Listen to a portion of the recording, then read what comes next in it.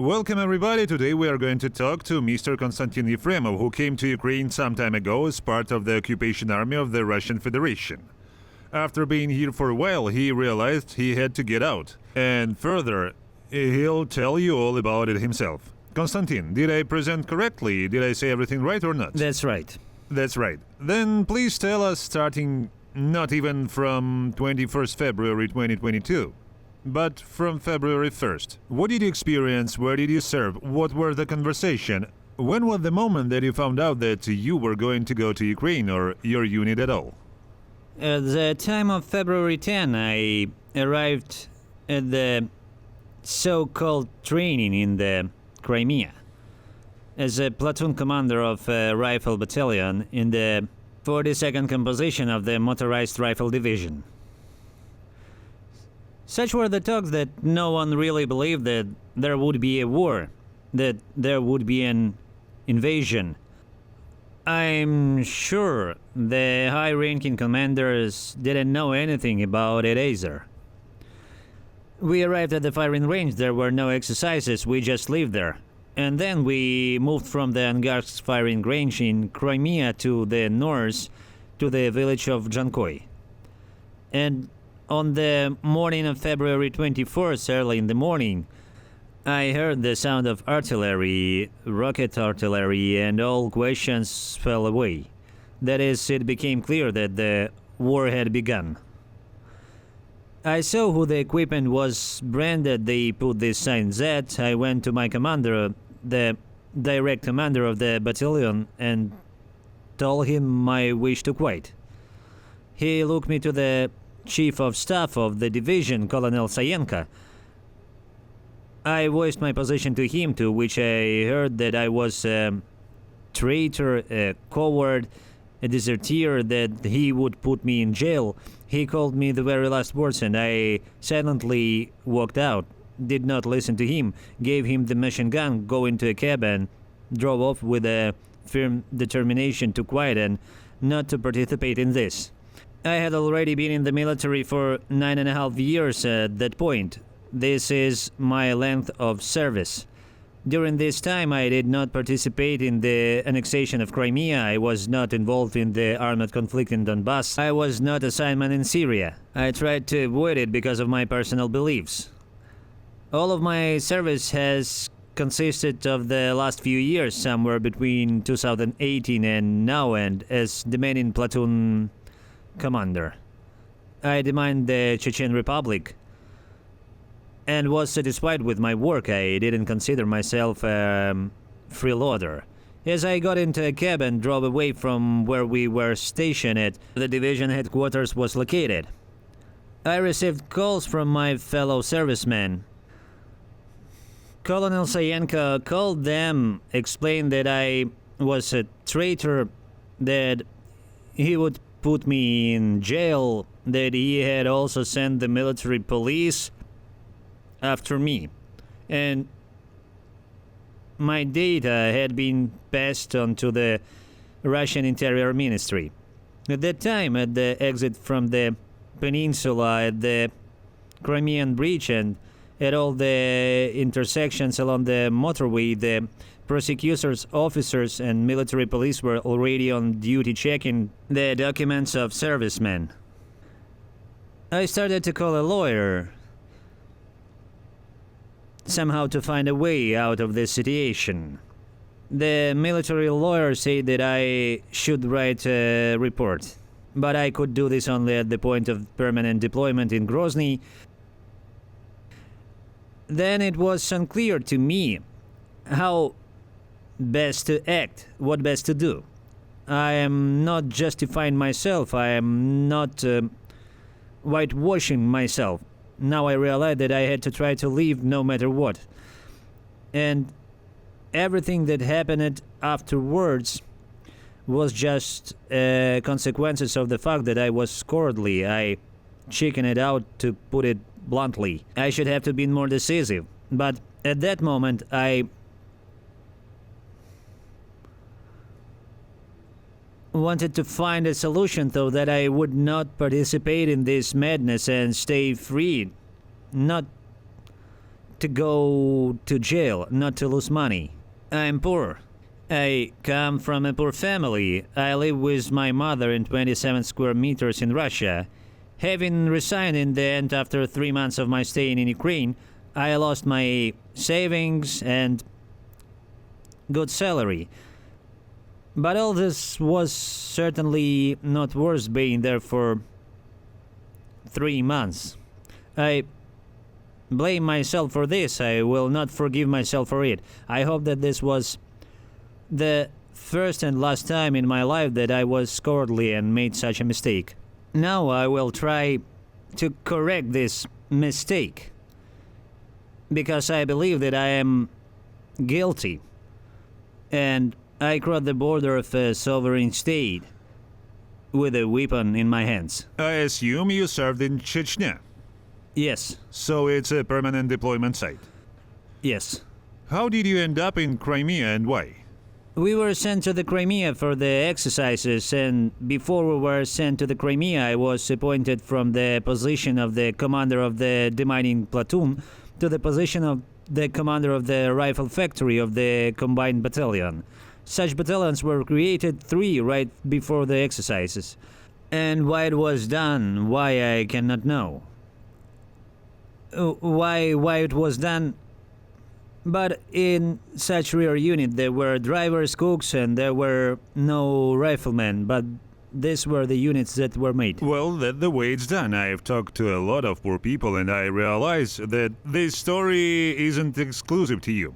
I mean, that's the way it was done in the beginning. For some reason they had to put together these combined units. Do you know if it was done so that people didn't know each other in these units? So that later, in case of anything, they couldn't even tell their names or who they were from, they could say anything. Well, I don't know why. I don't know what the point is. I mean, they know their staff position perfectly. Well, and they know everybody there in their staff unit, and they'll name the staff unit. I've been talking to the prisoner. They say we were traveling in 3 combat vehicles. On those 2 combat vehicles, all of them were killed. I asked, can you at least tell me their names so that people in Russia would hear and realize that these people are already dead? He says, no, I can't, because I don't know any of them, because they gathered us from different units and said go. So there you go. I don't know. We were told that our task would be to guard the division headquarters, and then we would just stand at the roadblocks of the already liberated territory. Again, it's not the first time I've heard all this, of course. In fact, I'm listening right now. Now all things begin equal. You could very well have come to me for an interview as a prisoner, you know? Yeah, I could have, yes. You served in Chechnya. In Chechnya there was no talk at all about this. That there would be a war, that there would be a full-scale invasion. Nobody said anything, right? There's been talk, yeah. Well, these talks were on the level of yes, no, no way. Now they will just halt training with pomp and show their strengths, shake their weapons and go back home. I see. You say you were cowardly and you went after all. Tell me more. What months, what day, and if possible, where exactly? Yes, I left in a taxi and started calling, looking for contacts with a lawyer. I spoke to him, but I did not receive any instructions, so I went back to Jankoy, and there I tried to submit a report to my commanders and tried to go through the whole procedure so that I would be allowed to leave. Of course, nobody would let me go anywhere, and it was useless to look for bureaucratic procedural moments. I just had to get out of there. But as I turned out, everything had already turned out that way. On the 27th of February, we received a command to move closer to the border. And we got to the border. We did not stop but crossed it directly, and so without stopping we reached the military aerodrome near Melitopol. When was it approximately? 27th February. Ah, it happened right away. Right. What was going on in there? There I saw the first case of looting. I saw how the convoy stopped, servicemen started jumping out of it and going into some auxiliary special rooms of the airfield. This airfield was all bombed, planes were burned and the flight control center was on fire. Then this serviceman dragged all sorts of useless junk, lawn If I mowers could and just some give buckets. you a little more detail, what kind of convoy did you go in? How many were there? As part of the division headquarters, the division command post together with Lieutenant Colonel Sayenka, with other officers of the headquarters and plus our combined battalion. And this was near Melitopol. It was a military airfield, as I understand it, of the Ukrainian armed forces. There were warehouses there that had been bombed. In them they started to look for weapons. All soldiers, sergeants ran to took for guns and everyone wanted a gun. And others searched all the planes, utility rooms, tried to start the equipment, ZIL 131 lorries, which were refueling trucks. That is, everyone started in all directions and went to climb everywhere they could. They dragged it all into Kamazes, which are designed for transporting personnel. You say lawn mowers. The locals must have had them somewhere. It must have been a lawn mower to cut the grass there on the airfield side, because it was from the capable premises. It was taken out. I saw it with my own eyes. This is a soldier who serves in my company, and he is so satisfied. Joyfully says, "I'll take it to Grozny. I'll give it to a petty officer. He'll cut grass near the You know what barracks." else I haven't asked you? You are, as a professional and mine clearance specialist, assigned to command a rifle platoon or a rifle company, right? A rifle platoon. Rifle platoon. How do you react to that? Well, I think it's complete nonsense. I asked my commander, the engineer of the engineer battalion, what the hell is this? What is this? And he says it's all right, he'll be in the rear. Uh-huh. Why are you I worried? see. The story hasn't changed, so they're all the same. Well, everyone's been dubbed in one way or another. I just don't understand how that everybody believes it. But you believe him? No, of course not. But I realized it was bullshit, but at that time it wasn't clear whether the war would start or not. I thought about quitting, but then I thought I'd lose everything. I don't think there could be a war. You say that back in Crimea you thought that you didn't believe that war would start after all. You realized it was nonsense, but you still didn't believe there would be a war. And yet you realized that you're already going to Ukraine.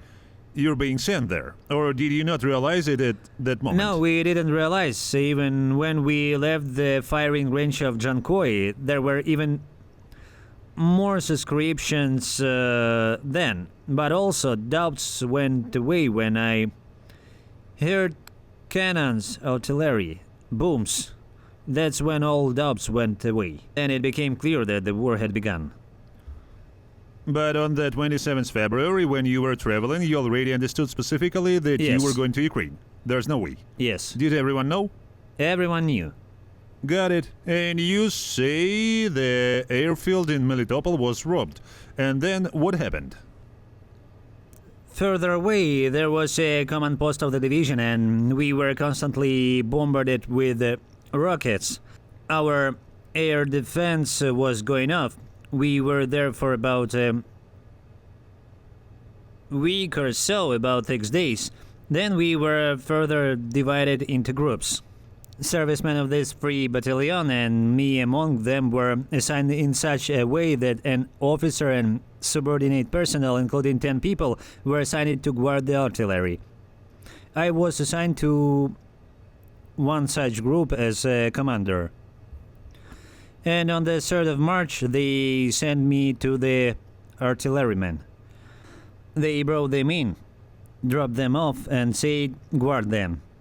It was a division of 3 Uragan installations and 2 203 millimeter peon guns. Which settlement, do you remember? We weren't near a populated area. We were moving through the fields, shooting back, rolling over. It was south of Orekhova in the Zaporozhye region and north of Tokmak, so Rugli. Got it. That's about right. You were supposed to be guarded. We were there unexpectedly. They didn't really want us there, an extra burden. 70 of them as 10 more hungry mouths. So for more than a month we lived on our own and they lived on their own. So they gave us some food, water, but very modestly. We just hunted hares, cooked our own food and lived in the forest there. It's funny situation, isn't it? Ironic. What about your provision? Why did you have to hunt hares? Because the division commander had to feed his men and provide for his men in the first place. And we had already bribed him. And he said, I could have done it without you. I didn't need you here. So he needed security like a fifth wheel in a cart. And what about this principle of we do not abandon our own? Then your own came to held your own. In other words, they all seem to be their own, and how can they be separated from each other? Some to feed, others not to feed. There is no such principle. There is no such principle. The posters do. Let's go back in history. You had to catch some rabbits, you didn't eat well, you weren't provided for. How long did that last? 40 days. 40. And what was going on in those 40 days that might be interesting? Well, once again going out to hunt for hares and walking a decent distance, we came across a huge mansion in the middle of the fields. We went up here, saw a Russian soldier. We asked him if it was possible to base in this house. He said, yes, there's water, you can. We went in and saw that there were about a dozen soldiers from the 100th Mozdok Brigade living there. I didn't understand whether they were motorized riflemen or not. I know that the 100th Mozdok Brigade... Is it a town called Mozdok? Yes, a town in North Ossetia. Got it. They had already searched the whole house by the time we first got there, so it was a huge mansion of a man who was obviously very rich. On the territory where his house was, there were also all sorts of outbuildings, machinery, expensive tractors. It was obvious that all these activities were connected with the land, with crops, with agriculture, a grain crusher, a pigsty, and there was also his dwelling house where he apparently lived. We would go to this house about once every 4, 5, 7 days to bath, and then after that we'd go back to guard our artillerymen. We didn't guard them, but we couldn't leave them either, so that they would panic and start calling us deserters and so on. And these fighters, yeah, they lived there full time. They turned the whole house upside down. They tried to open some safe. They feasted in the kitchen. I mean, that house could have been a nuclear war. I reckon. There was a carp pond, Japanese koi carp. They fished them out and ate them. I mean, people had everything. It's not like they're for eating. Yeah, they're kept as pets by normal people and not used for food. And they had an abundance of... there was a wine cellar which they drank all of. So they made themselves at home, didn't deny themselves anything. And they ate those ornamental fish. I've just heard that this fish... I'm sorry, it's just a bit hard to say because the teeth have been surgically removed. I've heard that this fish, even in Japanese famine, were not touched. Yes, they are not touched. But where is Japan? Where are the samurai and where are their characters? So, were they taking something out of that house or not, and where were they taking it to? You're saying there was a lot of stuff there. They just lived there and enjoyed themselves. They didn't have to go anywhere. I don't know why the servicemen were not involved in any other tasks. It felt like they were just put there to guard all these wells until better days when the commanders would decide what to do with it. They were security guards. That's what I figured. Perhaps, quite possibly. Because later on, these tractors went somewhere from there in an unknown direction. I see. Direction I can't see where they went, obviously not to that farmer who lived there. No. Did you have any contact with the locals at all? Maybe someone greeted you with flower, say thank you for coming to liberate us? No, there was no such thing, and I doubted very much that I would meet them there. But in general, communication took place when I got to Bilmak village. Yeah. Let's talk about chronologies. Then it's been there for about 40 days, you say. So that's April. Yes. Right? Yes. And in April, early April, you move in. On 16 April, we left this task because we had a fight with Chief of Staff of this artillery brigade. And he told us to go away. He called our battalion commander and told him to take his men. Kamaz came to pick up us and we left for Bilmak. And in Bilmak, on the territory of some repair done, where agricultural machinery was repaired, there were hangars with grain. That's roughly what I am trying to describe. There were also garages and office building where the documentation of all this activity was kept. On this territory was created the 42nd Division Rear Staff, where the main chief was Colonel Shapaga. This is a deputy commander of the division on military political warfare. And me and my subordinates, 8 people, were put to the task of guarding the territory and dealing with the pass regime there at the checkpoint, at the entrance gate. One day the internet went down. I mean, it was there, but it was there and then it disappeared and then it disappeared completely. What cards did you have to use the internet? From what cards? SIM card. Kyivstar. Where did the servicemen in the Russian Federation get Kyivstar cards? From the locals. Some bought them, some took them away, some asked for them.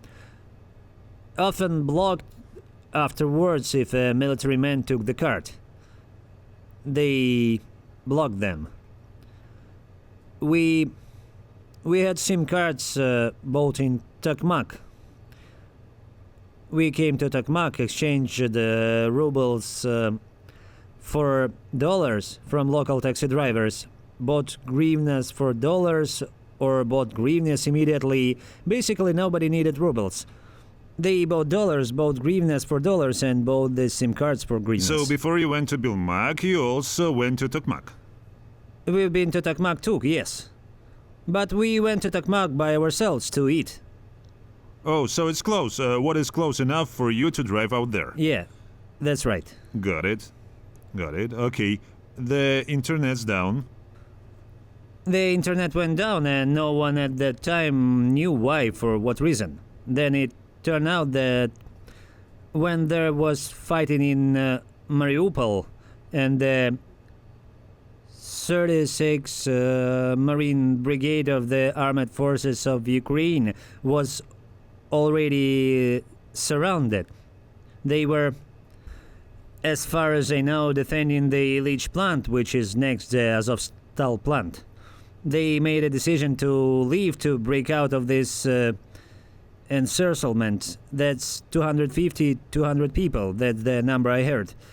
And broke into several groups and fell from there. There were 15, 10, 5 people. Someone managed to break out of this ring. Someone died breaking out of this ring. And one of these groups was captured. And in the end, during the interrogation, we learned such information that all these groups had to go. That they had to go to a certain addresses, a certain settlement, and call a certain number. But it wasn't me who was captured, it was others. And when they learned that, they shut down the internet in the area. The opinion was that the soldiers of the 36th Brigade, not all of them have paper maps, and they use navigation on their tablets, on their phones, and they also have to call some number. And after the internet was switched off, these groups began to be coached, captured, and detained. They could move only at night. During the day, they were hiding, staying far away from settlements and roads, walking through fields and forests. And here, 3 such fighters were brought to the headquarters of the rear of the division where I was and Colonel Shapaga. These prisoners told me how they were escaping. There were originally 6 of them, and when they managed to escape from Mariupol, they were pursued. This was told by a guy who was a POW sniper. They broke out of Mariupol, escaped, and crossed some water barrier. Their officer drowned there, and another guy drowned. And then, from fatigue, from exhaustion, they ran away. The prisoner said that there was an old man. His heart got so bad he could not run. He died of exhaustion. I learned this when I talked to him in the garage where they were kept. A civilian garage, the seats of a passenger car. And that's where they kept these 3 You could prisoners. visit them, chat with them. Yes. Did you stand guard there, or were you just able to walk in? I guarded the entrance of the checkpoint with the help of these 8 men, and 3 men were taken from me by the officers to guard the prisoners. All right, then, and how did these prisoners strike you as human? I understood that they were defending their land. I would have defended my land the same way if my country was attacked.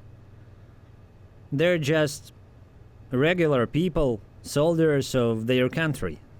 Got it. And in that case, how did the Russian officers or Russian soldiers who kept them on guard treat them?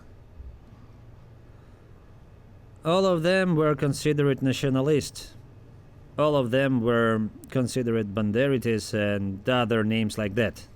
Were they tortured, beaten?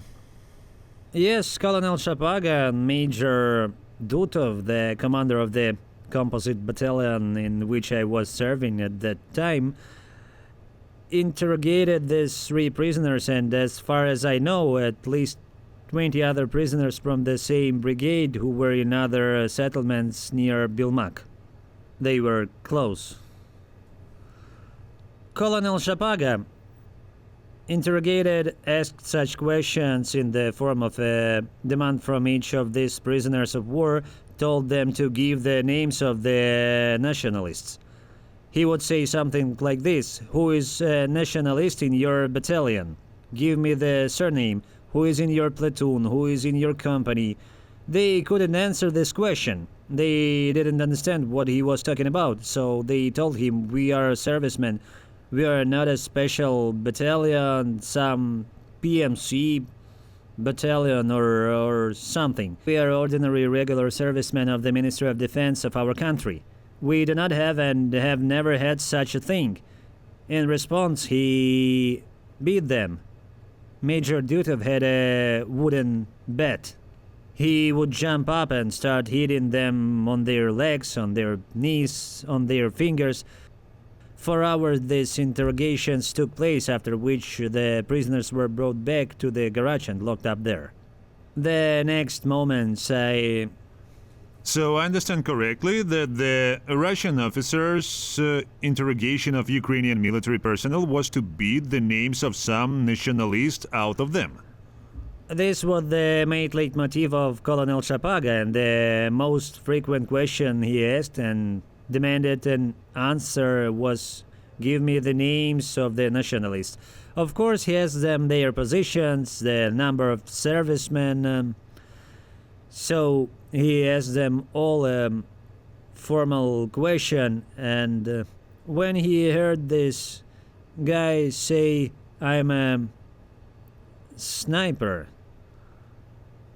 Shapaga went crazy.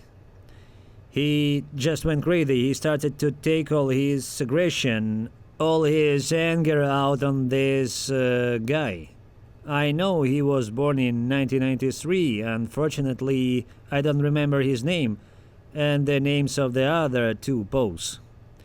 The other 2 guys, they were older than him, about 35, 33 years old. They were in the position of, as they say, mechanic driver and driver. And this guy, the sniper, was asked by Shapaga during the interrogation, "How many did you kill?" He said, "I don't know. I shot 3 times. I missed twice, hit once. I don't know if I killed or not. I can't confirm that." In response, he beat him.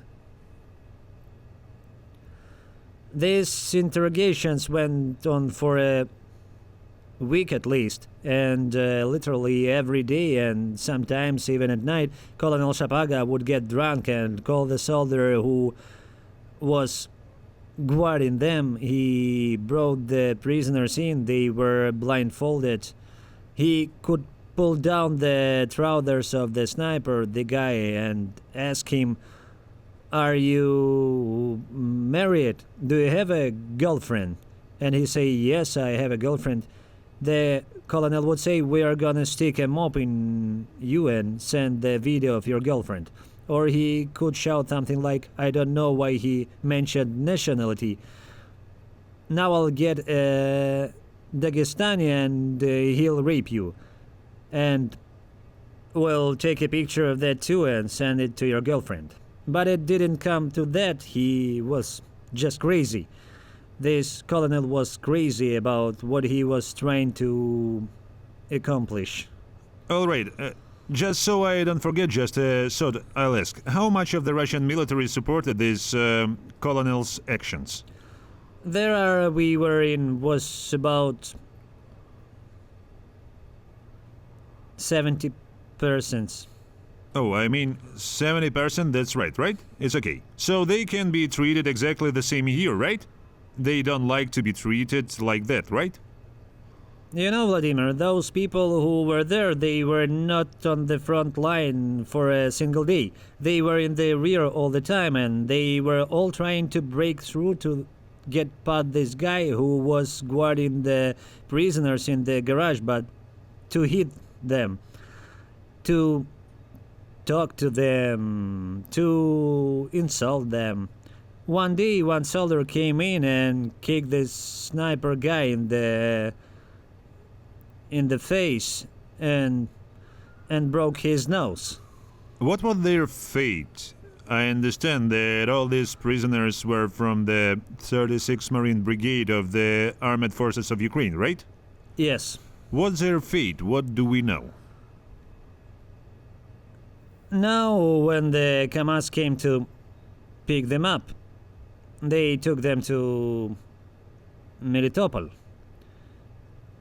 There they were concentrating, collecting all prisoners of war from among the military prisoners, from among the civilian population. The driver said that there they were also beaten, and they learned that he was a sniper. And they started treating him with special cruelty. He said during interrogation, this guy, how am I different from a shooter? Why do you hate me so much? Why do you beat me so much? I told you everything I know. That's what he said to Colonel Shapaga. Colonel Shapaga, when he was drunk, would take out his gun, put it to the guy's head, tell him he'd count to 3, shoot next to his head, shoot under his What's feet. with this Colonel Shapaga now? He got a promotion from deputy division commander to some army position in the 58th Army. I think this is actually typical for the Russian army, but I think his fate is not an enviable one, it seems to me. Were the actions of Russian army toward the locals or reactions of the locals to the fact that the Russian army were liberators or to the fact that the locals were liberated? Did it resemble anything? No, it didn't look like anything. The locals, yes, they lived there. They traded at the market, they traded in the shops. But I can't say that they had any love for the Russian armed forces. Not even close. There was communication through gritted teeth. Of course, there were those who smiled. I think this is when people see that you have a machine gun behind your back, they stand and smile. Were there any instances of looting? Yes, there were. Sometimes they took cars, and sometimes they bought them at reduced price. Well, that was very rare. They lived in abandoned, deserted civilian houses. All these houses there were ransacked. Not many people, those who could leave, left. There were many old people left in the village. There was a home improvement store, I remember. That household chemical warehouse was plundered. They stole soap, powders, and other detergents. They looted it all. I remember an ATM in the center that was broken into, but they say that it was also broken into by those assault units that came in the very beginning before us. I saw a memorial there dedicated to the soldiers of the Great Patriotic War. It was well kept, whitewashed. Everything was painted, flowers were planted. I didn't see any nationalists. I would not like to go too deep into the polemics of nationalism. That is, nationalists are people who love their country. They are not necessarily bad people. But I will not talk about this because Putin did not announce any denationalization. He announced denazification. That is, we are talking about some Nazis. Nazis, not nationalists. And I think that the Nazis from your entire history are specifically Colonel Shapaka. He's the closest to him, and that soldier who ran in for no apparent reason, kicked our guy and broke our prisoner's nose. His actions also seem similar to the Nazis, it seems to me.